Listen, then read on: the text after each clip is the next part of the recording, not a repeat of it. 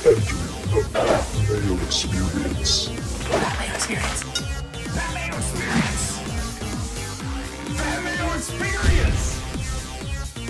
Experience. Welcome to the Pat Mayo Experience, continuing our coverage of football because golf is taking an off week with this team event at the Zurich. Feinberg and I will be back on Tuesday to break down the Zurich Classic. And then Wednesday, Feinberg, myself, and a very special guest who some of you may know will be talking about the NFL schedule as we get into it. The mock draft was released Sunday night. You can go check that out on my podcast feed right now. Rate and review as always, and subscribe, please. Plus, it's on the DraftKings YouTube page too if you want to see the visual representation of everything that is released for everyone's consumption right now. But to dig into it a little bit more, joining me on the line from Roto Grinders and Fantasy Insider and Josh ADHD, or fantasyadhd.com. It is Josh ADHD. What's going on, my man?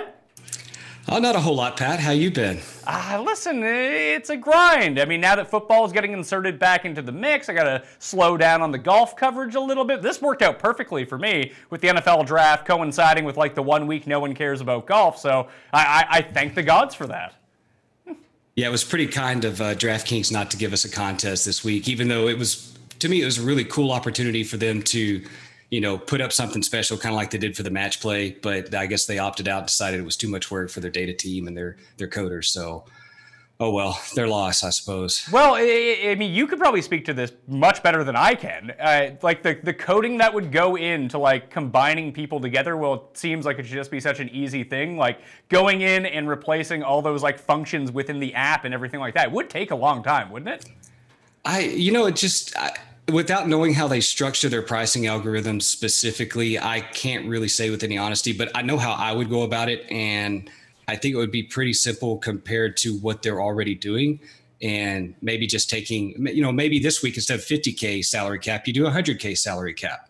And you just combine your player salaries into whatever that happens to be. And, you know, if they need to add a fudge factor to get to a minimum, then so be it. So I don't know. I think they probably could have maybe put something out there. And if it's not perfect, that's fine. It would have been some way to get some action going at least. But again, without knowing how they do everything 100%, it's difficult to say how much work it would be. Yeah, and I just have no idea because I have no idea how apps work and how data input works, and it just shows up on my screen and I'm good to go. But I want to talk about Draft Twitter just a little bit before we get in. Again, you can check out my mock right now on dkplaybook.com. The video is up, like I mentioned. Give everything a like while you're at it too, because that goes a long way to help keeping the show free. And there's a special contest running for some DK bucks in that mock draft video, so you might want to go check that out and get in the comments section and win some bucks potentially.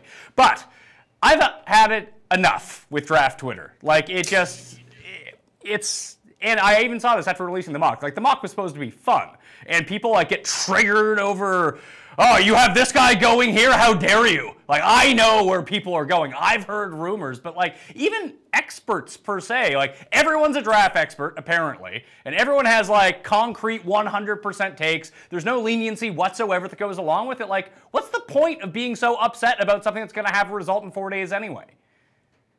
Yeah, that's you've summarized Draft Twitter really well. I like that. And it amazes me still how territorial people get with their NFL teams and really their opinions on Twitter. And I guess really we shouldn't be surprised that people are so territorial. You know, everyone wants to be right. Everyone wants to be seen as being right. And I don't know, I'm a little older. I grew up before the information age, and back then, I don't feel like people necessarily wanted to be right all the time. They were more happy to discuss things and maybe think about possibilities. Whereas now in social media, it's just like, if you're not right, then you're not worth anything. And that's, to me, that's the wrong way to look at it. Well, so, I get it in a context like, let's say you and I are talking about week 8 DraftKings picks for the NFL season, and we're saying, hey, you play this guy over this guy. And then people listen to that, and they play that guy, and that guy ends up being fucking awful. And then, you know, they come back at you like, thanks for nothing, you lost me money. I understand how people could be upset about that. But in terms of, like, mock drafting, who cares if anyone's right or wrong? It doesn't matter.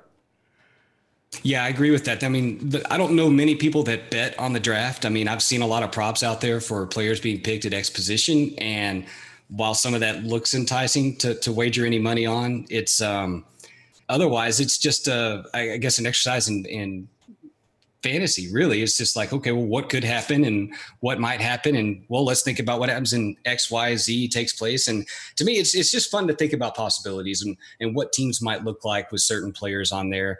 Obviously, everyone's trying to put a quarterback on the Browns right now and see what that team would be like with that player. Will they ruin him, or will he, bring the Browns to some semblance of relevancy? I don't know, but it's just, it blows my mind how invested people get into the draft when, like you said, in a week it's not going to matter anymore because players are going to be allocated to teams, and then we'll be spending all of our energy on trying to project what those players are going to do in the coming season. And that's when the real fun begins, in my opinion. It is, and you'll see people get really upset about, I'll say that Sam Darnold's going #1 to the Browns because I think that's going to happen. I'm like, no, that's impossible. That could never happen. It's like, well, I mean, I could be wrong on that for sure. I mean, even if you just look at the lines right now, he's only a -225 favorite to go #1. It could be Josh Allen. He's the second favorite. I don't think that's going to happen, but it could happen.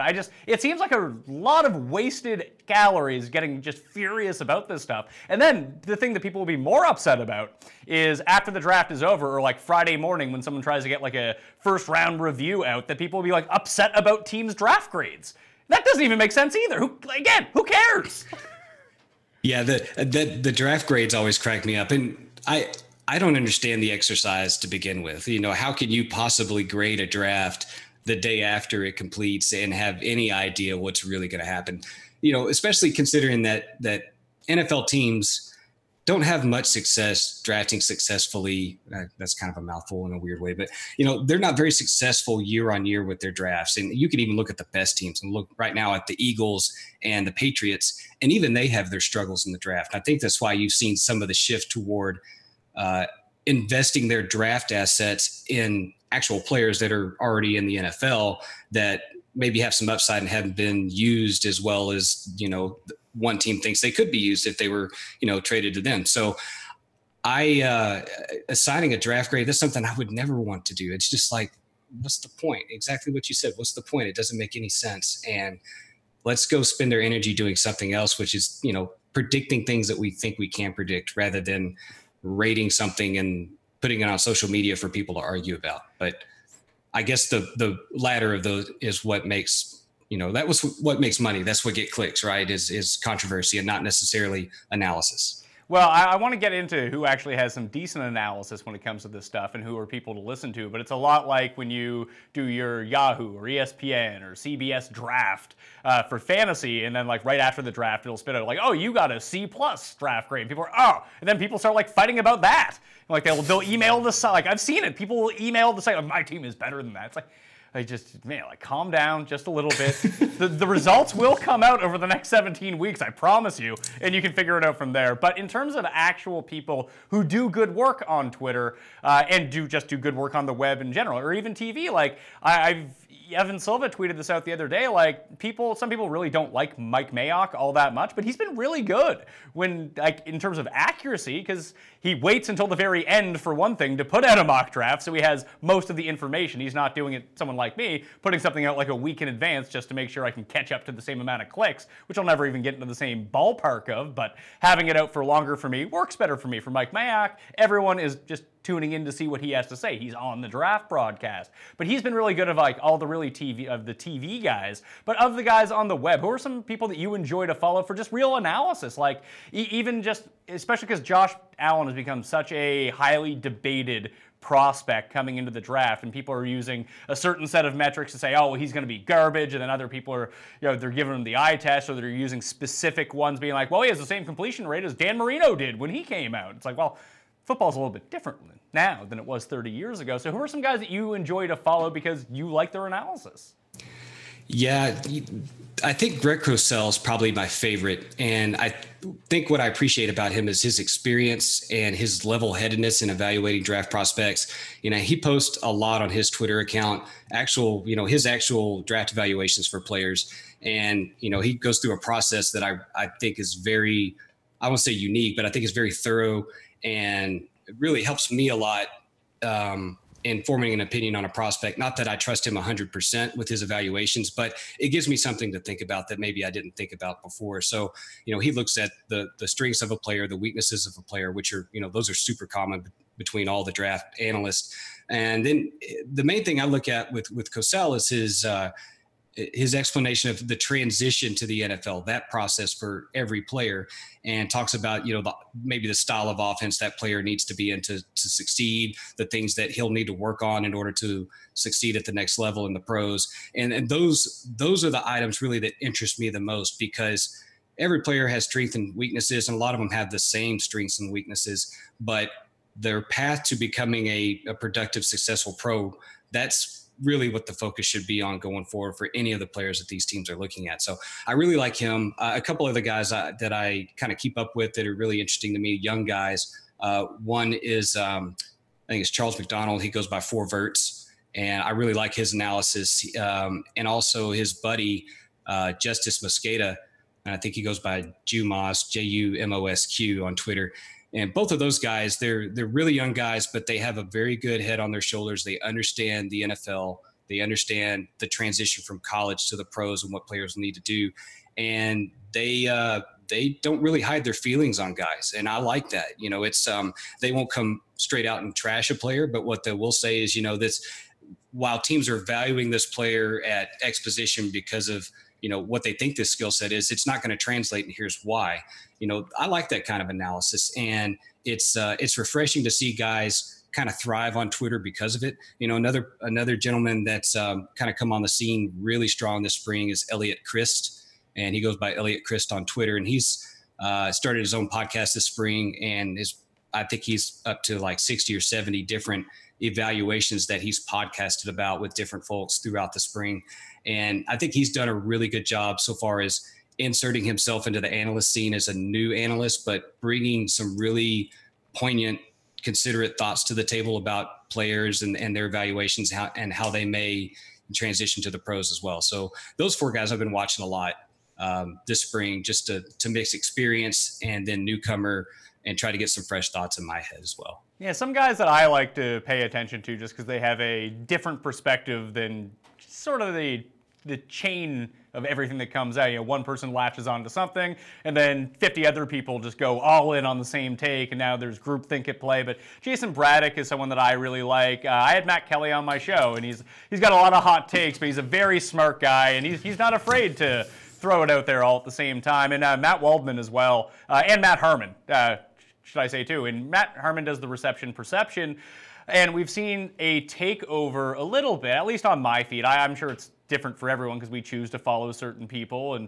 and that's what we look at. But the analytics of stuff coming out of college right now, I fear that too many people are only looking at analytics in terms of college prospects to the NFL. And I don't want to say like, hey, and because this could be a very terrible idea, be like, oh yeah, the old school scouts, they know what's going on. I don't necessarily believe that either. I think there's probably some sort of happy medium where weighing the eye test and weighing the interviews and looking at the more predictive analytics and using some combination of those is probably the best way to do it to help you find some good draft value, if nothing else. Because taking these guys and putting them in the NFL can be a completely different story. No one's going to know that for sure, but I just find like the people on the opposite sides are now just fighting with each other to the point where, no, analytics are stupid. You can't look at them. If you look at them, you're a moron who doesn't know anything about football. Clearly, you've never played. And then on the other side, the analytics people are like, well, I've ran the numbers. Here's what they tell me. Clearly, they're right. You're just an idiot. Like, why does it have to devolve into that? Why can't both of those sides support themselves? Man, I wish I had a good answer. I don't like how, especially social media has kind of accelerated this, I think, unfortunately, and how arguments now just become bipolar, echo chambers. Really, it's you can't be in the middle. But we've seen in analytical work, anything where we try to predict what might happen in the future, ensemble models work best. And for those that are uninitiated on an ensemble model, that's a combination of different models, and they could be weighted different ways. But if you create various models to try to predict one thing and they all say something a little bit different, which is what you would want, then you can blend those models together to come up with maybe, what's the best answer based on all the information that I have, and what's the second best and third best answer, and what probability do those things have of succeeding. And, draft analysis, in my opinion, is no different. You have to have analytics to understand, possibly where players are not optimized. And can you take that player and optimize him as a pro? Well, I think you need analytics to answer that question. But at the same time, you have to have film to understand if a player moves the way he needs to move, if a player recognizes situations that you feel he should recognize. Those are things that analytics don't necessarily tell you. So I'm a big fan of the blend. I think the guys that I follow, at least for draft stuff, are also fans of the blend. That's probably why I kind of gravitate toward them. It's for me personally, I see things when I watch football that analytics won't tell me. And I don't watch a lot of football. Just that's a time thing for me. But when I do watch it, sometimes it's just as simple as seeing one play. And if I see one play and I see something happen in that play that maybe I haven't seen before that sticks out to me, then I'll go to my numbers and see, maybe if a theory or two bears out. So likewise, you could do the same thing with analytics. You could say, well, the numbers are saying this. What happens if I go watch the film? Is it going to show me what I think the analytics should show me, or is it going to show me a different story? And, it's one way to look at that in kind of a simple microcosm is speed. Players run 40s at the draft combine. And just because a player can run a 4.35 in shorts and a t-shirt, does that translate to the field? Well, I think you can see that pretty quick on film. If, a player that allegedly runs a 4.35, can he escape pursuers or can he not? If he's caught from behind, maybe that guy doesn't really run a 4.35 in a game situation, and that needs to factor into your process. So it's I'm like you. It's got to be a blend. I don't want things to devolve into a shouting match. When I see that happen, I just tap out and go do something else because it's not productive in any way. Well, I like the way that you put that. It's almost like how journalism used to be, where you'd have a source and then you need to confirm that source with two different sources to make sure you can present it as fact. And being able to see something on film and then going to the numbers and say, hey, how does this work out? Does this match up? And then you can have a larger sample of more film and a larger sample of more numbers. And you can work back the other way as well. I really like that idea. And hopefully that becomes more and more prevalent that people, and I don't even necessarily want people to agree on things, because that's always some of the most fun about this is having, hey, here's why I don't like X because of Y. And the person on the other side can make their own case against that. That's the fun of doing all this. But when it's like, no, because of the same answer every single time on both sides, it just becomes stupid and it doesn't really help out anyone whatsoever. But I want to continue talking about analytics in football just a little bit because I think that they're more noisy than people tend to believe they are. And the people that would know that they were noisy, in terms of that they're not the most trustworthy thing in the world, are the same people out there, they believe in the analytics and they're like 100% this is going to happen. I feel like those people aren't using the analytics properly because you can have baseball, you can have basketball, and you can have sports where there's more individual one-on-one type of outcomes. And I think that lends itself a little bit easier to analytics and using them as a predictive metric. In football, so much is dependent on a scheme, on a coach, on the 21 other players on the field that some guys could be good and the analytics would just never show it because they're not given that opportunity to be good because of their teammate scheme or whatever, right? Yeah, absolutely. And I kind of liken football and predicting football to when you see a mass of birds flying through the sky and it's like a cloud of birds, really is what it looks like. And that cloud is just constantly changing shape. And, you can't get a handle on where it's going to go because it's just one bird takes a left and it's like, oh, all the other birds in that flock are, okay, well, I'm going to go left too. And it's, to me, that's what football is. It's very chaotic. And I think you highlighted the reason why is because you have 22 players on the field. And granted, while they're all, moving toward a common goal, at least on the two sides, they all, affect each other. And affecting each other, that's what makes the game very hard to predict. It's, does a player fall down suddenly and then just kind of in a random way that can affect everything that happens, for the rest of the game. It's a butterfly effect, and predicting butterfly effect to me is it's a fool's errand. The best that I think we could do for football is admit that it's chaotic and it's high variance and just do the best that we can to predict what we feel has signal. and then let the cards fall where they may, and understand that whatever we think might happen has a probability attached to it, and resign ourselves to the fact that the probability is probably low. And I would say below 50% most of the time. And in some cases, maybe even below 10%, and be comfortable with that and say, okay, well, this is the most probable thing to happen of all the outcomes. And if I were going to wager on this, I would wager on the most probable thing to happen, obviously based on what kind of juice you're getting. But it's, that's kind of how I handle football. And I think if more folks would admit that it's okay to be wrong because you chose the most likely thing to happen and it didn't happen, that's okay.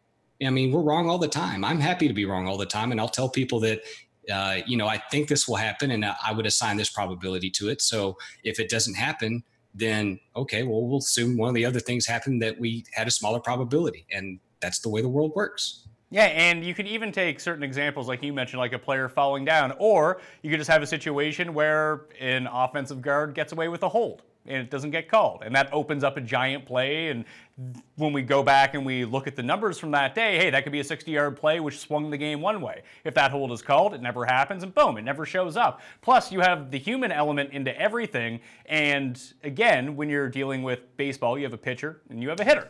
And then if anyone makes a play on the ball, you're limiting it to basically 3 people. And it could be fewer than that if it's a home run or if it's a strikeout or whatever. Then it's only 2 people. Again, when you have the 22 people, I'll even say like something I noticed on the weekend as it pertained to golf. Trey Mullinax, 17th hole.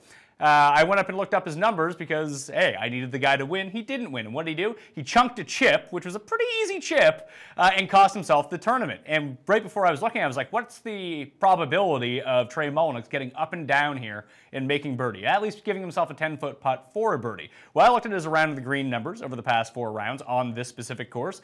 He was number 6 in the field at the time. He was having a great week getting up and down and from around the greens. And what happened? Well, you crank up the pressure to 11. The guy wins. He gets $1 million. All of a sudden, he's in the Players. He's in the Masters. It's a lot of pressure for a guy on the 71st hole. And what happened? He chunks it. And that is always going to be the part that we can never know and prevents any sort of predictive metrics or anything like that from ever being as true as people want them to be, I think.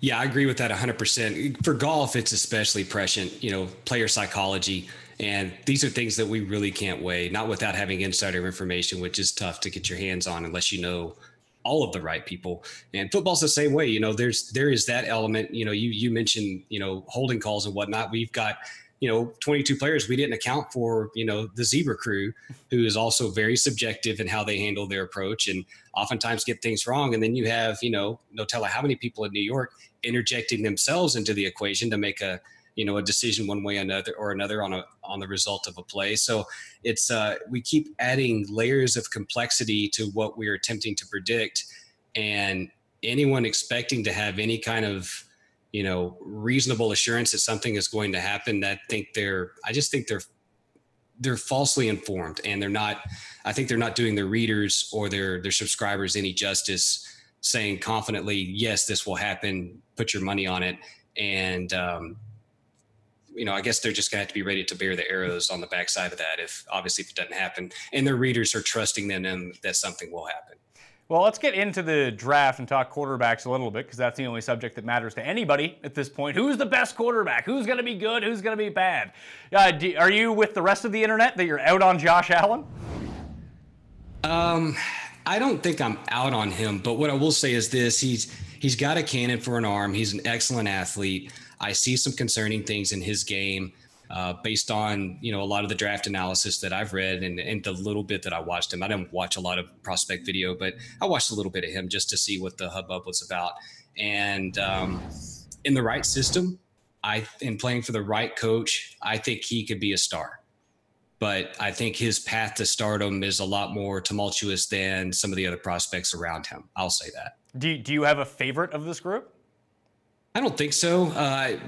Well, I take that back. Baker Mayfield he's probably my guy. I watched a lot of his college games because I'm, living in Texas. I get to see a lot of Oklahoma football, and just watching him play first at Texas Tech and then at Oklahoma, he just has this aura about him that reminds me of Drew Brees in college. It reminds me of Russell Wilson in college when he was at Wisconsin.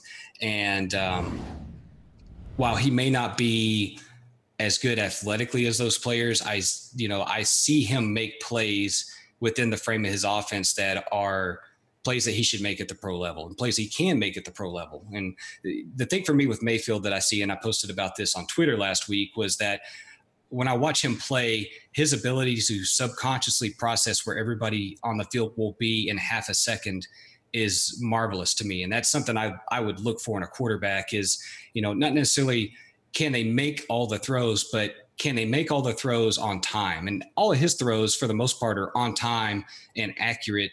And granted, some of his players are running 4 and 5 yards wide open, but we see pro players all the time bungle those throws. We see college players all the time that can't make that throw. So it's important for a quarterback to throw to an open player where he has the best possibility to maximize his yardage gained. And that means the throw has to be on time and it has to be accurate. And to me, that's what Mayfield does and sets him apart from everyone else in the class. Well, it seems like people are nitpicking with him now because it does seem like a lot of the internet really likes Baker Mayfield and they hate Josh Allen, and it works vice versa when you get into potentially what these draft rooms are actually thinking. But Baker Mayfield apparently has carny hands like John Beck, like the real little. And listen, if you can't grip a football, it's going to be tough to throw a football. But we're now at the point where this is the stuff that's coming into play. Do you believe any of this stuff, or is this just, hey, we need to throw some shade at Baker Mayfield, this is what we're going to do? That's kind of how I buy it. To me, it's like that's the draft silly season in full form, is when you're talking about hand size and, if a guy was a quarter inch taller, he'd be the prototypical specimen at this position. It's madness. It's nitpicking, and I don't understand it. Again, I think it's just trying to drive, clicks and page views. And while I hate it, that's kind of what the internet has revolved around, and unfortunately the money-making model revolves around clicks. So, people will tend to generate nitpicky content in order to, drive arguments and drive clicks. And, if that's how they need to go make their money, so be it. But they're not going to get it from me. I won't pay attention to it. Buzz is Josh Rosen might end up slipping down draft boards a little bit, especially if Baker Mayfield ends up going to the Jets at number 3, or the Browns do something crazy and take him, or if there's a trade up. Do you think that Darnold ends up going number 1 and Rosen falls, or could you see it go the other way? Because when I watch Sam Darnold play, he reminds me of Jameis Winston. And I don't know. I know that Jameis Winston's a fine NFL quarterback. I guess I would draft him at number 1 if I knew I was getting Jameis Winston, but what if you get like 80% Jameis Winston? Is that guy even a starter in the NFL? Oh, I definitely think 80% of Jameis Winston's a starter in the NFL, because that's Nick Foles, effectively. And we see what Nick Foles did at the end of last year in Philadelphia when he was put in a system that allowed him to succeed. So I think you can definitely win with a player like Sam Darnold if he is 80% of Jameis Winston. I don't see any issue with that. If he makes it there, I think that's good.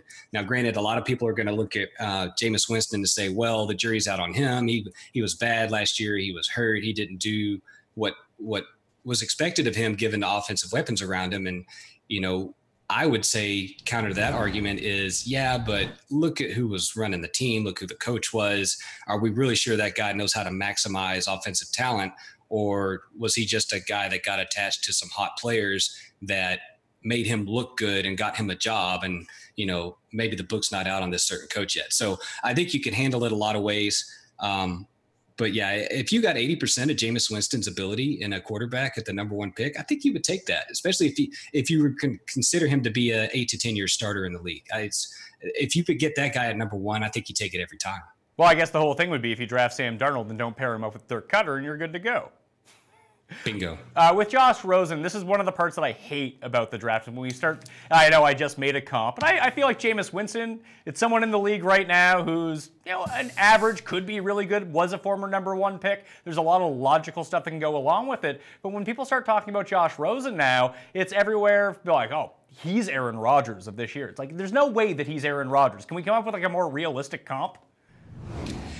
Yeah, I saw that too, and I found it interesting. And so what I didn't gather from that comp is the comp that Rosen could fall to the 23rd pick in the draft, or is it that Rosen has all the tools to be Aaron Rodgers if he sits for 3 years behind a Hall of Fame quarterback. I didn't get that part of it. I think what happened was when it sort of came out and there was rumors trickling around that he's falling, which probably means he's like the last guy who's going to fall now because all these draft rumors turn out to be false anyway. But I think they started attaching that like, oh, Aaron Rodgers fell in his draft and he ended up being great. Rosen's the guy who's dropping in this draft. He'll probably end up being great. They're both California quarterbacks, or at least played their college in California. They're both, they can be extremely accurate, but like it's hard to say that, hey, if you compare Josh Rosen to Aaron Rodgers, and most people agree that Aaron Rodgers is a generational talent, then there's no way that Josh Rosen would ever fall. So clearly he's not Aaron Rodgers. If anyone thought that, they would just take him number 1 overall. So like, I don't know where I go with the comp with him. Like,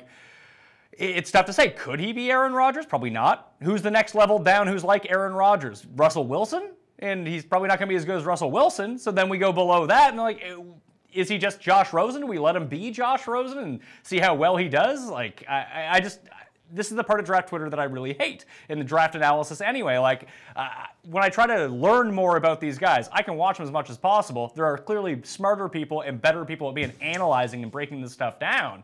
But like, I don't even know where Josh Rosen comes in. I have no clue if he's going to be good at the next level.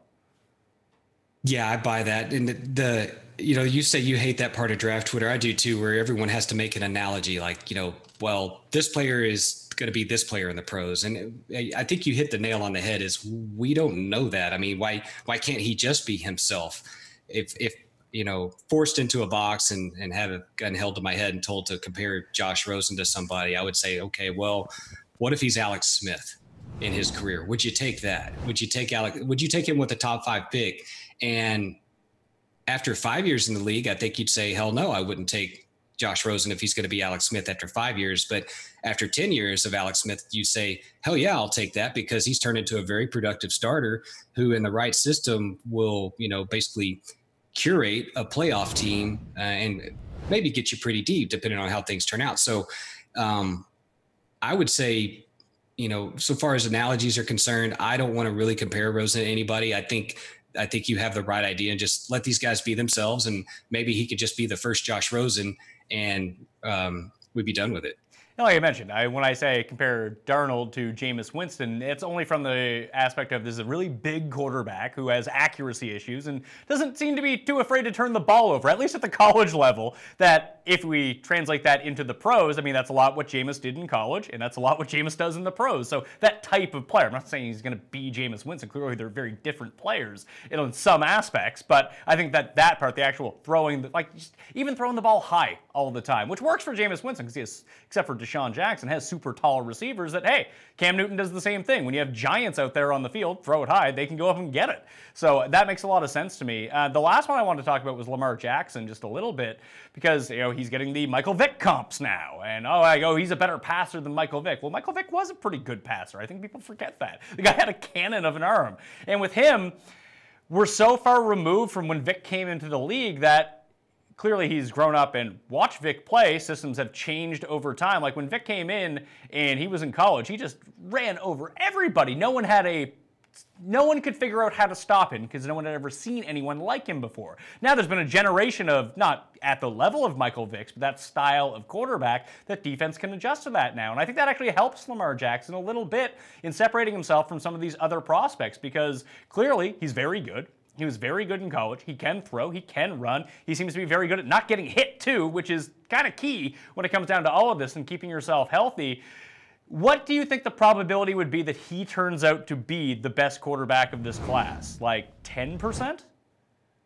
I think it's higher than that just based on his athleticism. And I'm not saying that to say that Lamar Jackson is a running quarterback. I don't view him that way. I view him as a quarterback with insane athleticism that allows him to operate all over the field and make throws from all over the field because he can escape pursuers. And to me, that's an important differentiation to make because I think you're right in saying that college defenses have adjusted to how to deal with a running quarterback a lot more, at least from a spread formation. Whereas, when Michael Vick was playing in college, that wasn't the case. I agree with you on that he operated in a very unique system. He was a completely unique player and could make fools out of, college defenses that weren't running or preparing for spread concepts every week. So yeah, I think Lamar Jackson probably, I'd say maybe a 25 to 30% chance of success in the NFL. And that's based on his escapability, because he should live longer in football terms, just being able to get away from people. So long as he can get down and protect himself, protect his body, when it's time to do that. I think he probably has that ability. He's run enough in college. He should know how to do that. Well, let me ask you this. Would you consider Russell Wilson a running quarterback? Because I wouldn't, but he's an excellent runner. Absolutely not. It's like Absolutely not. But it's like Aaron Rodgers. Aaron Rodgers is an awesome runner, but he's not a running quarterback. And maybe Lamar Jackson's a better runner than these guys and is more prone to just take off and go. But even Deshaun Watson, I know Deshaun Watson's a lot bigger, but he can use his speed to get away with people and keep his eyes downfield at the NFL level. In college, sometimes you don't have the right teammates. You don't have the right offensive line. Sometimes it's just better to run. Yeah, I agree with that. And it's, it's kind of I don't know if you watched a lot of Vince Young when he was at Texas, but, I saw every one of his games on TV, and he was what you would consider the running quarterback, because he would drop back and make one read and then he was gone. And sometimes the read was a fake. It wasn't really like he was going to throw the ball. It was to lure the defense maybe into coming in a little bit so he could run around them. And that's not Lamar Jackson. That's not Aaron Rodgers. That's not Russell Wilson or any other athletic quarterback that we view as a, very prolific passer now. And to me, that's Jackson, the prolific passer that can outrun everybody if he needs to. But, if someone brings him in the league and tries to run him like he is a spread option quarterback, which I highly doubt, but if they try to do that, then they're wasting that guy. And it'd be a real shame if that happened. So, when I talk about his probability of success being 25 to 30%, I'm making an assumption that the team that drafts him recognizes the type of talent he is and what he needs to succeed in the NFL, rather than trying to shove a square block in a circle hole and make him do something that he's not necessarily cut out to do. All right, let's talk about draft props just a little bit. Have you taken a gander at many of these by chance? Not really. I saw one on, I think, Saquon Barkley falling below the 4th pick or the 6th pick or something like that looked kind of interesting. And another one on, I think it was Darnold maybe being number 1 overall, which was kind of interesting as well. But otherwise, I haven't really looked at the props all that much. Again, I think there's a lot of wild conjecturing that's required to bet those. And I think we've seen, especially the past couple of seasons or 3 years since they've gone to this kind of split setup on the NFL draft with Thursday, Friday, Saturday, that it's a lot more chaotic now than it used to be, because teams have time to go and I think they have time to think about things a little bit more than they used to, and consider trades and are more willing to make trades than they were in the past. And that, to me, that throws a real wrench in the works with regards to any kind of draft props that we see. All right, okay, here's one right here. Quarterbacks drafted in the first round. The over is 5.5.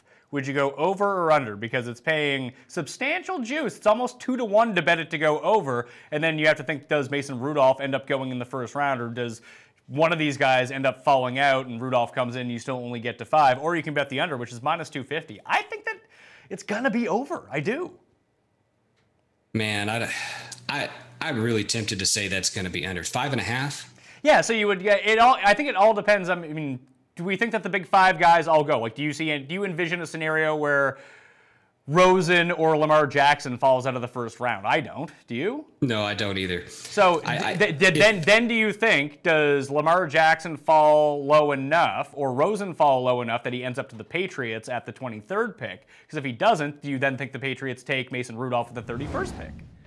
Yeah, so for me, that bet is entirely centered around what you think of Mason Rudolph. Do you think he's a first rounder? Do you think he's a second rounder that a team maybe they trade up for at the beginning of round 2? To me, that's how I view that. I think anyone that would try to get into the back end of the first round to get a player like Mason Rudolph is probably overpaying. And it depends, though, because you look at the talent being one thing. If you're sold on the talent, I think that makes more sense, because if you get him in the first round, you get that 5th year if you want it. Mm-hmm. Yeah, that's a very good point. I think that's something I wasn't considering, thinking about 5.5. I would be interested, and I don't have the data in front of me. I'd be interested to go back and look and see the most number of quarterbacks taken in a first round in NFL draft history.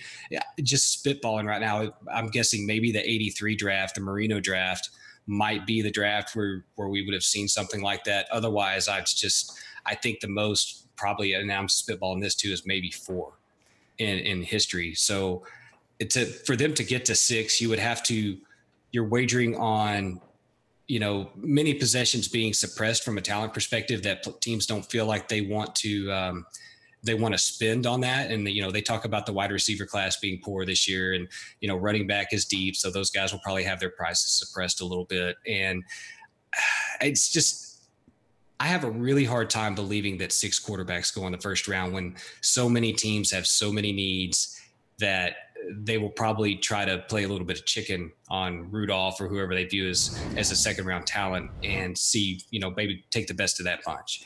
Well, the only thing that I would say is that with the way that the NFL goes now, with knowing that if you can have a cheap quarterback and build around them, and you can hit after a year or 2, you get those 3 cheap years and you can go out and spend on the other positions. A lot like what the Rams are doing right now. Whether Jared Goff's actually a superstar or not, I actually have no idea. But the Rams seem to think with the proper pieces around him that they can build a team that is really good and he can manage them, and with the right coaching and the right scheme that he can be good doing that as well. And we saw that happen with the Seahawks with Russell Wilson. When he was super cheap, they could build a super team around him. And the more and more that we look at it and we see these high-priced quarterbacks, yeah, it worked with Brady, but he took a pay cut to allow the team to be a little bit better, and it even seems like they're on fumes a little bit right now. Even look at Aaron Rodgers, who's been probably the best quarterback of the past 10 years. It's not like Green Bay has sustained the most success, at least at the very elite level. Get to the playoffs, sure. But eventually you run into a team that's just a little bit better. And I think that there's so much value in having a cheap quarterback that some of these teams are going to be able to roll the dice a little bit, at least until the league swings back the other way. Because it seems like a perfect storm right now of having that concept of the cheap quarterback and then looking around the league and seeing how many shitty quarterbacks there are. Yeah, I absolutely agree with that. That's kind of, somebody finally popular, I'd say popular so far as draft Twitter is concerned, posted the idea of, the Browns taking quarterback at 1 and 4 this week. And that seems like too much. Like that doesn't even make sense to me. It probably is. And I think really the most likely scenario is if the Browns were really serious about trying to win within this window, they have the talent to do it around them. They've got the line, they've got the defensive players, I think, to make that work. If they wanted to do that, then really the best option is you either trade number 1 or you trade number 4 and try to amplify your picks. You take quarterback with the one you keep, and then you hope maybe a player like either Mayfield or Rosen. We talked about Rosen a minute ago. Maybe he falls, or even Lamar Jackson as your second quarterback, maybe in the middle of the first round. And I think if you feel like your team's in the window to succeed, and you know that the cheap quarterback is the best way for you to go about that, why wouldn't you take 2 shots on that early if you had the assets to do that?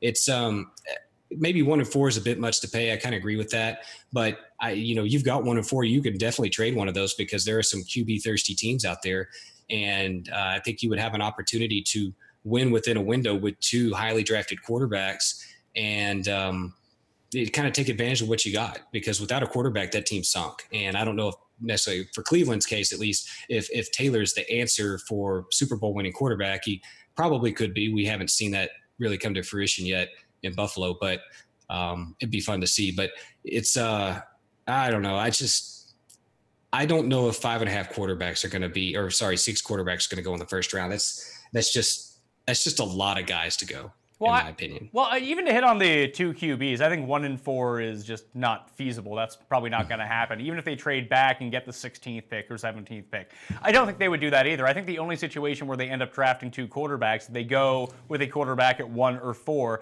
and then take another one in like the 4th round or 5th round or something like that, because you're still wasting a lot of good draft capital for one position. Now, it's the most important position and the one that you need to get right, so why not give yourself more options? I understand that argument to it, but if you're going to develop one of these high-end quarterbacks, they need reps. Tyrod's already there. So if you add 2 high-end, if you picked it like 1 and 4, 1 and 15, something like that, like there's just not enough practice time to go around to give yourself a proper evaluation because you already have a starter in place. That's why I just don't think it makes much sense. Now, if you bury a 4th rounder, almost kind of like what the Redskins did when they had Robert Griffin and Kirk Cousins. That I think Cousins was a 3rd rounder, maybe a 4th rounder, I forget now. But they were able to bring him into the system, develop him as a system quarterback, and if Robert Griffin busted out, boom, you had someone else to put in. That's actually what happened. That turned out to be kind of crazy, but I don't think that's going to be something that NFL teams legitimately think about. Yeah, you're probably right about that, because they're going to think those assets need to be allocated a little bit differently. They need to take their blue chippers when they can. So I think you're probably right in 95% of the cases. I'm living in a little bit of a fantasy land to some degree, thinking, well, the Browns have all these assets. They could multiply them again and, try to win within the window that I feel like they have now, even though I hate how they're led and I hate their coach, but it's, I think you're right. The first rounder and then the fourth or fifth rounder guy, if they can find a high upside guy from a small school or something, then that's probably the most likely scenario. You mentioned running backs. We know that Barkley's going to end up going in the first round. So the Barkley prop right now is over under pick 4.5. Under 4.5, so picks 1, 2, 3, or 4 is minus 250. So at least Vegas doesn't think that he's going to end up dropping all that much in the draft. But if you just look at the prop of over under number of running backs drafted in the first round, over 1.5 is minus 200. Under 1.5 is plus 150. I think it's more likely that only one running back goes in the first round than 6 quarterbacks don't go. Now, both are paying plus money, so both are not the most likely of scenarios. But I do think that 6 quarterbacks would be drafted before 2 running backs would. That's interesting. And to me, those two props are correlated. In that, I think if you bet one, you probably need to parlay those two. I like where you're going with this. Because if you think 6 quarterbacks are going to go, then somebody has to slide, and it makes sense that maybe a running back would slide given the perceived depth in this class. So I like that thinking. If you're going to bet one, you need to bet the other. It's I think you'll have 2 running backs go in the first round, and obviously Saquon will be gone. But then the next question is Darius Geis going to go in the first round, or is he going to go in the second? I think that depends on probably a team that feels like he is a 3-down back, a guy that they can put in there and leave in there, and then maybe backfill with a 7th round pick or street free agent or something like that after the draft.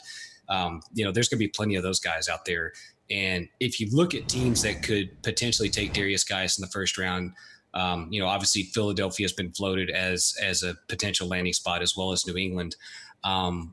Those places make some sense. In our mock draft, the way that we had it hinging down to, we had Geis going at number 32 with Philly trading out of that pick and getting some more draft capital a little bit later on, because they only have that 32nd pick. And then they don't pick again until the hundreds. That maybe the Colts trade up. That's who we ended up having going. But there are a few teams where they could trade up just a little bit, because we played with the idea of Buffalo a little bit to get someone in there for Shady eventually. But, that's moving up, double-digit picks now. If it's Indy, you're moving up like 6 picks, something like that. It won't cost you too much on the back end. Maybe you give up a 4th rounder or a 3rd rounder next year or something like that. I think that could be feasible. But I don't think, why would Philly draft a running back? Why?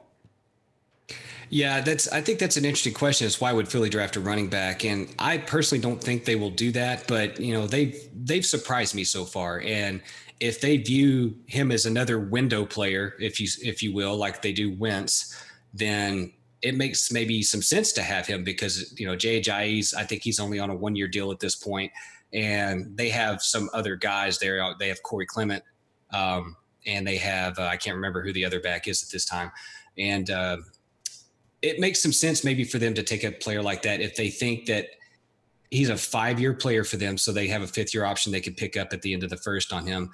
So if they think he's the type of, maybe a 3-down player that would, push that offense to the next level, where maybe it's not as reliant on scheme as it was last year, then I think you take a shot on him. He's relatively cheap for a 5-year 3-down running back if you get him at the 32nd pick.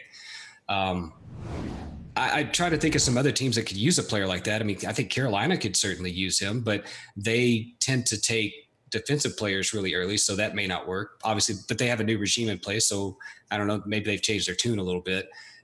It could be a place like Tampa Bay, who's viewed as a destination for running back at this time. They have the 7th pick.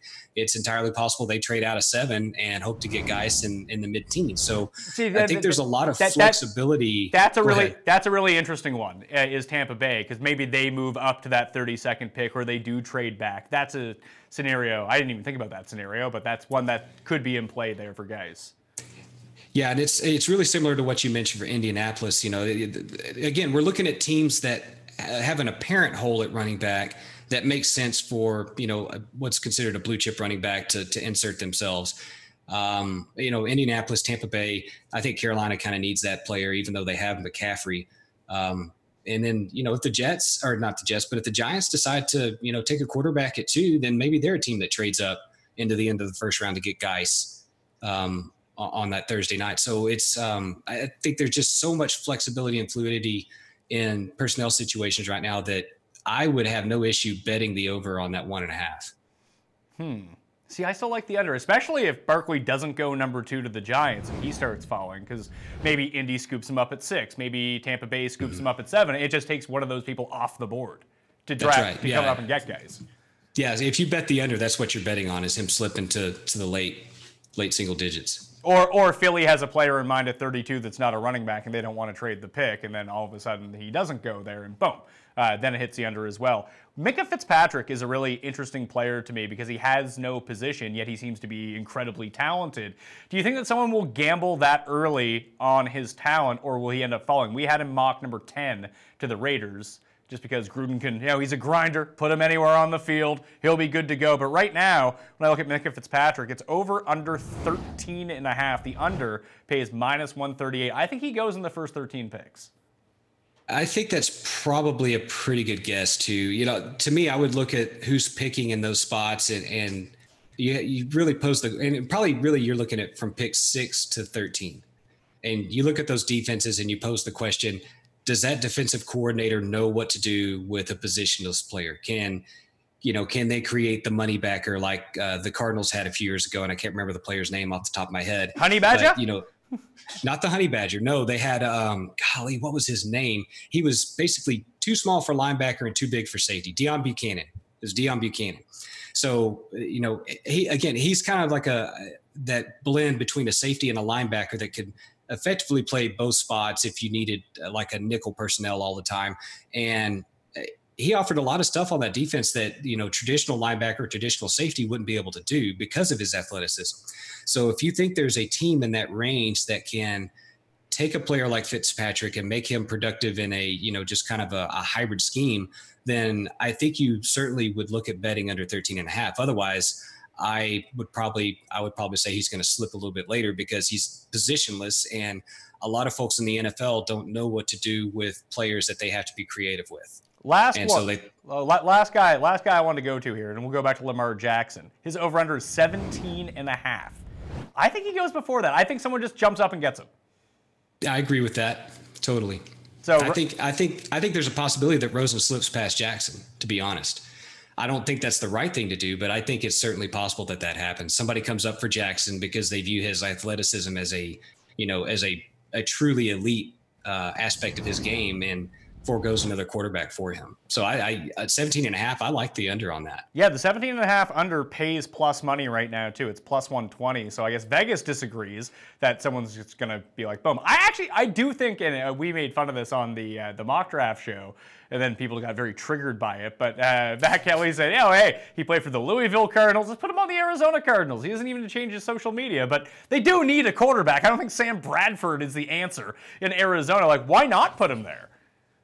Yeah, I was trying to look at the draft order real quick to see where they are. So Cards are picking 15, which if you think that's the kind of, glass slipper fit for Lamar Jackson, then yeah, you're going to pound the under on 17.5. That makes sense. The other team there that's interesting for quarterback is Baltimore.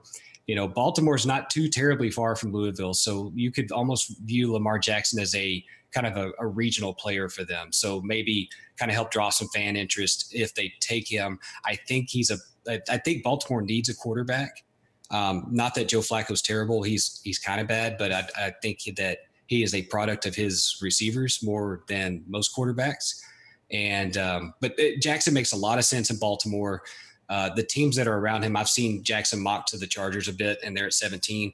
That's kind of an interesting fit. I don't know if the Chargers view quarterback as a need right now. I think maybe they're going to hedge on Rivers for one more year and then figure something out. So it's a really fluid situation right there in the teens. And I think 17.5 is probably Vegas maybe throwing their hands up a little bit and saying, it'd be like, them putting a 5-point spread on a game, what Bill Simmons calls the Vegas zone, and them saying, we're not really sure what's going to happen. So we're going to let the market kind of tell us what they think will happen. It's one of those situations. So you mentioned the Chargers, because I've seen Jackson mock to the Chargers a little bit as well, but this feels like a window for the Chargers right now, and they want to maximize whatever that, even if Jackson ends up being a better player than whoever they draft, but if they can go out and get a defensive tackle, someone just to stick into the middle of that defensive line and have Ingram and Bosa on either side and just have a formidable front that way, if it helps them win this year, this is an opportunity for them that I don't think they draft a guy who they're not going to play at quarterback, even if it would be the better long-term move potentially. Yeah, I buy that too. And that's going to be interesting. Really, for me, the interesting thing to watch in this draft are the teams that take quarterback, at least after let's say the first 3 or 4 picks. Are they window teams? What are teams doing that we feel, have a realistic window to win a championship? Obviously, there's 2 of them drafting at the back end this year in Minnesota and in Philadelphia. So do they come up and get a quarterback? I kind of doubt it. They're paying for their guys right now. So I was looking in the early 20s to see if there were any teams that might, be candidates to hop up and take a player like Jackson in the mid-teens. And, I see Buffalo in there if they decide not to take one early. I see Cincinnati in there if they decide that, maybe long-term Dalton's not their answer and they need another guy. And another team I see in there that's kind of interesting is New England. Possibly they've got the 23rd pick. It's possible maybe they, pile up some assets and go get a guy up there if they think he could be gone by the time they would realistically pick. So 17.5 seems like a really good number for me. I'm really laying on the under on that, I think. Last one we'll do. I know I said last one, but I want to talk receivers just for a second because one of them is the Calvin Ridley prop. They have him at, where did it go? 16.5 over under on his position, and then that can kind of correlate to number of wide receivers that'll be drafted in the first round. 2.5 is the number right now. I think it could be more than 2.5 because do you get the feeling that someone's going to take Chark just based on his 40 time? Because it seems like that. I know someone threw the stat out there that anyone who's run a sub 4.35 has basically gone inside the first round every year since 2009. That's an interesting. I hadn't heard that number before, but that's really interesting that the speed guys go that much earlier. And I think there's been enough analytics done on Twitter this spring, and Josh Hermsmeyer did the bulk of it, I think, with the speed data, but that speed doesn't necessarily translate into production on the NFL field. But then you need to think that, hey, there's not an Al Davis sitting out there being like, that guy's fast, let's take him. Well, all it takes is one, right? It just takes one guy. And we saw that with Mike Williams last year to the Chargers. Like, all it took was one team to lose their minds for 5 minutes, and a wide receiver that realistically probably should have gone at the end of the first or in the second went at the number 7 pick. No, they took Mike Williams. John Ross went to the Bengals, who was that guy last year. Like, it was like the year that Minnesota was like, you know who we need? Troy Williamson. He's good. Like, and then they did Cordell Patterson at the end of the first round as well, a few years. But we from that. But we see all these speed guys, and they do. If you set some sort of insane time at the combine in terms of 40, those guys go in the first round. It just happens.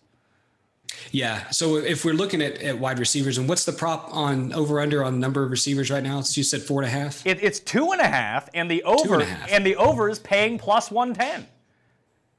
Golly, boy, it's hard not to take the over on that, because if you think about it, even though they claim the class is not as good as it normally is, you've got DJ Moore, who many feel is like, the number one prospect of the class, and he has a lot of things to like about his game. So I don't see him slipping at all. I think he'll be probably a mid-first rounder. Calvin Ridley, some teams view what he does as like, the thing that you have to do at wide receiver. He is an excellent route runner, so that kind of plays in his favor. I think he goes in the first round. The other players I would be thinking about, Cortland Sutton, who's kind of a size freak, and a player that a lot of teams could use around the end zone. He'll probably end up going to the Panthers because they seem to pick really big wide receivers. But and then, you talk about Chark. And then there's also Equanimeous St. Brown, who, some view as a first-round talent, some don't. And, we just rattled off 5 guys that could potentially go in the first round if, all it takes is 1 or 2 teams to fall in love with a player and decide that they either want to use their first round on it or trade up to get them. So, man, 2.5 seems really low, but it's really hard not to take the over on that. It really is. I can't come up with a way to not take the over on that unless you just see these guys stack up at the very beginning of round 2 for some reason. Yeah, I mean, you could even throw Christian Kirk on that list, too, as someone who could sneak his way into the first round, depending on which team wants the skill set or thinks that receiver can fit their team need a little bit better. But, yeah, it seems like a sucker bet at this point, like over 2.5, and it's paying plus money. It's like they want you to bet it. So something's up with that number. I'll probably end up betting it because I'm a sucker when I see these lines. But if you could find out some way to even correlate that one in too, where if the receivers hit the over and the quarterbacks hit the over, the running backs have to hit the under. So you can just parlay those 3 together and they're all plus money. You're looking at a pretty sizable payday if that comes through. Yeah, I would think so. And especially if you mix into the fact that, you've got the other positions to deal with, all the defensive backs, obviously the linemen, the tight ends, and then you maybe even a wild card like a kicker if Tampa Bay decides they want to get another place kicker early on, which God forbid. But, I think you could probably run some pretty quick numbers on distributions of positions within the first round and get a pretty good idea based on strength, I'd say perceived positional strength going into the draft. I think you get a pretty good idea what teams are going to do and maybe come up with a decent probability of hitting those different props, whatever side you decide to bet. Well, you say you can run some quick numbers. You can. I can't. I can barely count. Oh, come on. You could spitball it. You just started spitballing it in your head. I mean, you can put numbers down on a napkin and come up with some relatively decent probabilities, I think. You're a smart guy. Napkins? Oh, come on now. I haven't upgraded to napkins yet. I'm still using those really, really tiny Post-it notes. That's all I can do. Those are perfect. Yeah, those could work too. Although there might be too many numbers, and I'll have to start sticking them all together when they start running out. So who knows? A few things I want to touch on before we get out of here. You're big into best ball drafts. I don't do a ton of best ball drafts. I find they take up way too much time, and then people start doing them in February, and it's like, all right, let's pump the brakes a little bit on this. But you love doing them all year round. Can you explain to people the allure of best ball drafts and what they are? Yeah, so the best ball draft it's the most fun part of playing in a fantasy football league outside of getting paid to win, and that's the draft itself. So in a best ball draft, you draft a team, and depending on which site you would use, it could be 18 players, it could be 22 players, it could be 26 at the different positions. So you'll draft quarterback, running back, wide receiver, tight end. In some cases, you'll have defenses and kickers. And so you draft a team, and after you draft it, you forget about it until after week 16 when you see whether you won or not. So every week, the league software will automatically calculate your optimized score, which is the best score you would have if you had started all the right players, and you get that score. So you don't have to worry about starting or sitting players. You don't have to worry about trades. You don't have to worry about waivers. Only thing you have to really worry about are, how many bodies your team piles up throughout the season as they get hurt. And that's out of control for you. So there's really nothing you can do about it but watch and cry as guys go down. But that's part of the fun of football is watching guys, come out of the shadows, guys that you think have a chance to be stars, and you take them late in drafts. Best ball drafts are a really good opportunity to do that. And one of the reasons I like doing it ahead of the draft is that if you think rookies are going to be put in a place to succeed, you can typically get them at a pretty steep discount based on what you will have to deal with in your traditional, July, August drafts for your redraft leagues. So, let's say a player like Darius Geis or a player like Rashad Penny, who are both considered to be, blue chip running backs, 3-down potential guys, you can get them in the 5th, 6th, 7th round, maybe even the 8th or 9th at some points, and not pay 3rd or 2nd round price that you may end up paying after the draft when they are in this totally concrete, awesome volume situation, which I think we'll probably see a couple of these guys land in starting Thursday night. So there's some opportunities there to do it's basically mock drafting with skin in the game. So, if you've got some ideas about how you think players are going to perform the coming season, really best ball to me is the best way to do that because everybody's in the league is serious about it. You don't get any jokers in there making funny picks, taking 17 quarterbacks. You have guys that are putting their money on the line and saying that, I think this is going to happen. And it's a way to kind of create a football portfolio in the off season of different investments. It would be similar to having like a 20 max GPP entry where you've got, all the guys that you like are mixed into 20 different rosters. You could certainly do that in best ball throughout the off season and not have to deal with it for 16 weeks. So it's kind of you could think of it as a certificate of deposit in football where you invest some money and then you come back after 16 weeks and see how you did. It's fun. It's a lot of fun. Well, it seems like a nice intermediary between your traditional season-long leagues and DraftKings, just being like, hey, I like the idea of season-long that I have these same guys that I root for 17 straight weeks, but I don't like the hassle of, someone got hurt on a Sunday morning, I'm not around, and I didn't get to the waiver wire in time to replace him in my lineup, and boom, my season's over. I think there is a fun of that, too, because, daily fantasy has skyrocketed in popularity. I love playing on DraftKings, don't get me wrong, but there is the allure, and frankly, season long is still more popular right now.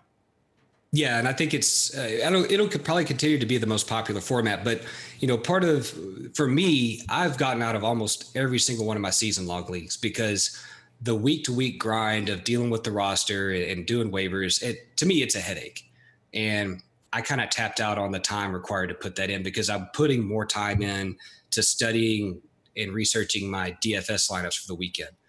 And in doing so, I still want to get kind of that Jones for season long stuff. And best ball is the perfect opportunity. Kind of like you said, it's the blend of both. And it gives me the time I need during the season to focus on best ball stuff, or not best ball, but on DFS if I want to do that, and not have to deal with what I see as kind of a time sink in waiver runs and trades and managing multiple leagues and multiple opponents that you have to deal with on a daily basis almost. It's to me, it's a better alternative than season long.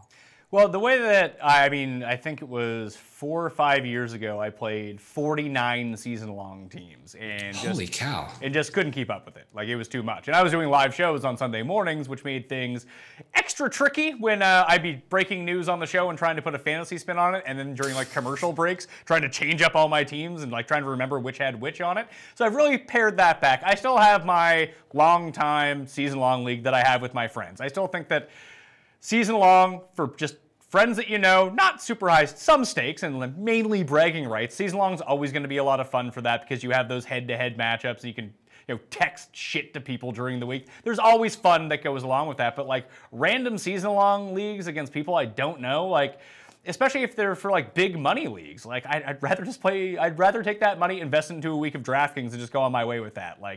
And then maybe I win some more on that. I can play higher stakes leagues. Or if I lose it, then I can reinvest and play lower stakes leagues, that kind of thing. But having my money tied up, it's like these future bets that you see people make where, win totals are fun to bet. They're actually just more fun to talk about than to actually bet. Because if you bet them, your money's tied up for 17 weeks. That's not fun. Yeah, I could see that aspect of it, of tying your money up for a long time. And that's why I think it's important, if you're going to do best ball leagues, not get too heavily invested in it where it's going to affect your ability to do more of the short-term, quote unquote, day trading that you would do with DFS. But again, I think it's good to have a mix, right? It can be potentially very profitable if you understand how to, I'd say, structure your player pool in a best ball league where, you could end up being super profitable on that and have that be more of the long-term investment against your DFS, which, obviously it's a lot more volatile. You'll understand that as well as anybody. And you may be having a bad DFS season, maybe just, things aren't working out your way, but your best ball stuff is killing it. So it could be a way to maybe defray a little bit of the risk involved with dailies. And, some people may see it the other way. It depends, I guess, on how they are at dailies versus season long stuff. And, if they're better at predicting the day to day than they are at the season long, then, they may see it the other way, that the daily kind of boost what they do in the best ball. But, like I mentioned before, best ball is kind of it's a mock draft with skin in the game. So I see it as a way to stay up and stay current on player personnel situations, on coaching moves. It gives me a reason to do it because I've got some money tied up in it. It's good for me to be apprised of, where guys are going to potentially go in the draft because there's an investment opportunity there.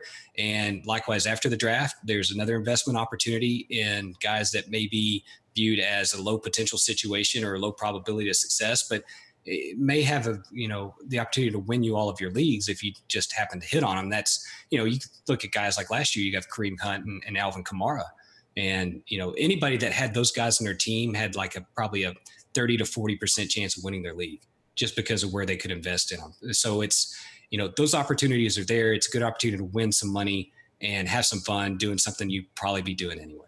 So for the season-long leagues, I still have my old one that I've been in forever, and that's not going to change. And I always have, every single year, I play 3 burner account teams, one on Yahoo, one on ESPN, and one on CBS, where I just draft defenses the entire time, drop my team at the beginning of the season, and try to reconstruct my team from the waiver wire and through trades. Because I only do it when I started writing the waiver wire column, I started doing this because people always get mad. They're just like, oh, that guy's not owned in my league. That guy's not owned in my league. You'd be surprised how not owned some of these players are in a lot of leagues. And it makes it a more realistic situation for me. Be like, oh yeah, this guy is not owned in any one of these 3 leagues. This is a random public league on all 3 different sites. It gives you a better sense for that. And even when it comes to trades, that guy would never trade that guy for that guy. It's like, are you sure about that?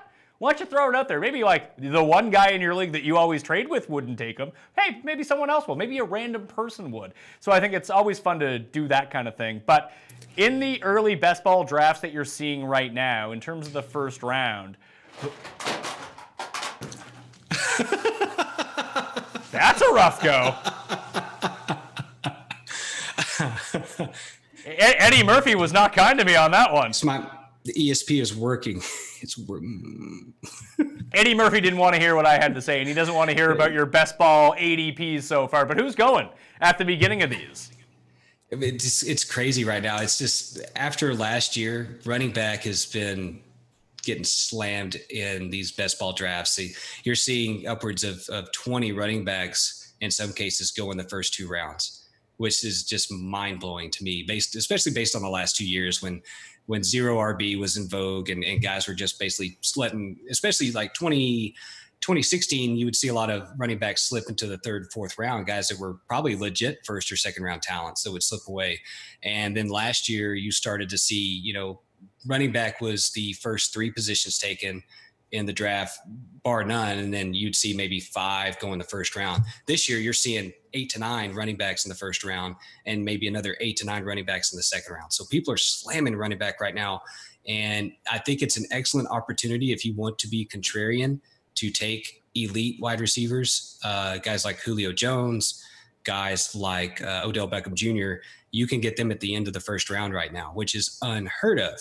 You can get AJ Green at the end of the second round in a lot of drafts, which is also, to me, that's just madness. But again, that's what the crowd is doing right now. And it kind of forces your hand one or 2 ways. So you can decide to follow the crowd and do the early running back and make sure, that the fear of missing out, right? FOMO, whatever they call it on Twitter and the hashtag FOMO, I think. You can play that game, or you can play the contrarian game, which is like, well, I'm going to take Julio Jones and Odell Beckham Jr. at the end of the first round, the beginning of the second, and I'll deal with running back later and probably find some guys in the 3rd, 4th, and 5th round that are pretty decent too. So you'll be faced with a decision pretty quick of how you want to run your league or how you want to run your team. Me personally, I have a blend of both, and I try to be as robust as possible in my lineup constructions to account for most of the possibilities out there. Obviously, I'm not going to get all of them, but it's just something you'll have to think about if you haven't gotten in any best ball leagues yet. Be prepared to be slammed with heavy running back investment early on. Well, do you think that because of the zero RB that caught on so much over the past 2 years, that it wasn't necessarily zero RB that was the right theory? It was just do the ante of what everyone else does at the beginning of the draft. Because the two years that everyone started drafting wide receivers at the very top and populating the first round with wide receivers, all of a sudden waiting on taking the elite running backs from that time, and maybe it just coincided at the same time that those guys stayed healthy. But for the 5 years previous, when I was only drafting receivers in the first 3 rounds, I was getting like 3 of the top 10 receivers. If you did that last year, you got 3 of the top top 35 receivers if you went for it. And if you did the running backs, you got 2 of the top 5. So it's not necessarily a 0 RB or 0 wide receiver. Just do the opposite of what everyone else is doing, and that's where you find the value. Yeah, I think that's a very important way to look at it. Is, in investment terms, you would run to where people are running away. It's like, you're kind of a firefighter. You run into danger when other people flee. And I think that's fantasy football is much the same way, because, fading the crowd is very profitable most of the time. I mean, we see it in dailies on a weekly basis, fading the chalk. It works. The majority of the time, fading the chalk will work for you. So, fading the chalk in any kind of draft situation, I think is going to be highly advantageous and makes some sense to, assign at least a portion of your portfolio to acting that way. And, obviously following the chalk sometimes is okay. You'll pay out on the chalk from time to time, and it makes some sense to have some of that in there too. So I kind of like your idea though. It's just, fade the crowd and kind of do what you think is the right thing to do and forget about everybody else. In terms of actual ADP among these running backs going in the first round, what's the order that you're seeing it generally fall into? So you'll get probably the first 3 is going to be a mix. You're going to see obviously Le'Veon Bell, you'll see Ezekiel Elliott, and you'll also see Kareem Hunt. So those 3 guys are pretty prevalent, the first 3 picks. Really? Sometimes you'll see Alvin Kamara. No, David. There's no David Johnson in that mix? David Johnson is usually the 5th guy off the board of the running back. So to me, immediately there's a value proposition on him. And anytime I've had a pick in the middle of the first round, David Johnson's been my guy, just because we know what he's capable of. We understand that he's probably going to be in a workhorse role again in 2018. It makes some sense to take him at a little bit of a value proposition. It also makes some sense with Sam Bradford as a running back who only throws the ball -2 yards downfield, that, hey, maybe David Johnson just averages 38 catches a game. Yeah, that's very possible too. So obviously he has his receiving chops. It's especially if the best ball league is a PPR league or even half PPR to some degree. You want to chase guys that get passing volume on top of their rushing volume. And David Johnson, to me right now, he's the value proposition of the elite running back guys. So where's Antonio Brown going in this mix? Is he going as high as 1, as low as 8, that kind of thing? Yeah, I would say that's pretty accurate. And he'll probably settle in probably at an ADP of, let's say, 5.5 right now. Oh, I love that. I'm still playing around with my overall rankings, but I know the running backs are valuable and their path to high scoring is there. But I'd be hard pressed not to take Antonio Brown and or DeAndre Hopkins at 1. They just seem so safe. Yeah, I agree with that. It's, how could you, again, it depends on what you feel is the safest investment. Is it the running back or is it the wide receiver? To me, if I have a number 4 pick, even number 3 pick, I'm still probably going to, if I don't take David Johnson, I'm going to look at Antonio Brown, just because you want a guy in the first round that's going to hit his floor, has to hit his floor outside of injury. And if you get a guy that underperforms at all, you're really going to be strapped to win your best ball league. All right, Josh, ADHD. You can go to his site, fantasyadhd.com, or check him out at fantasyinsider.com or at RotoGrinders. Tell us a little bit about the site and some of the apps you might have coming up. Yeah, so with Fantasy Insiders, we're working on our relaunch presently. We will have some NFL apps with the relaunch. One will be a best ball app where it will be the similar tools to what I had at my personal site on fantasyadhd.com last year, where it's all the best ball data, all the best ball probability data for picking in your draft boards, and et cetera. So that should be on there. We'll be having an Air Yards app on Insiders. And we're also kicking around having a customizable projection app for folks to use and try to make their own projections for the upcoming season. So we've got some things cooking over there. We're pretty excited about it. We're just waiting on a little bit on the data side and a little bit of software coding, and we'll probably be, coming out strong maybe next month. All right, well, when that stuff is released, you're going to have to come back on. We'll talk all about it and how to parlay those tools into winning some bucks potentially in dailies. Thank you for being on the line, man. Hey, appreciate the time. Thanks for having me, and apologies again for being a little bit late today. Oh, people didn't know that. Only you and I and Paul Shag knew about that, but now now you spoiled it for the world. Well, as far as everyone's concerned, I really was on time. Yes, exactly. When they were watching the show, you were here when we started, so boom, you were always here.